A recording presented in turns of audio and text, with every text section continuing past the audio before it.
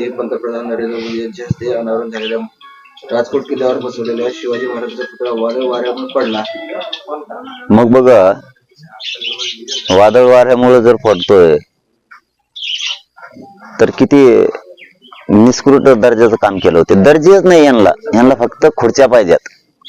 आणि तो जो कोण काम करणार आहे, तो कोण कॉन्ट्रॅक्टर काहीतरी असेलच ना, त्याला नेता फेता असणारच त्यात. आता एखादा बरबाटलेला विचाराचा एखादा, ज्याला खूप खायची सवय हे असणारच. यांना काही नाही, महाराजे नाही, दैवत नाही, हे काही बघत नाहीत. फक्त पैसा कशात निघल एवढंच बघतायत. यांना ना जेलात उचलून टाकलं पाहिजे, सगळ्यांना ठेवलं नाही पाहिजे. आणि ते मी तुम्हाला प्रत्येकाला सांगितलंय मी तसं, की उद्घाटन कोणी केलं, मला वाटतं काय सुद्धा राजकारण करून काय उपयोग नाही. जरी मोदी साहेबांनी त्याचं उद्घाटन केलं असं, त्यांनी उद्घाटन केले गेले, त्यांचं काय चूक नसावी याच्यात. कारण काम करणारे हे इथले कोणतरी कॉन्ट्रॅक्टर असन, कोणतरी नेता असन किंवा सरकार असन, त्यावरती प्रचंड मोठी कारवाई करून त्याला ना जेलमध्ये टाकलं, सोडलंच नाही पाहिजे कायमचं.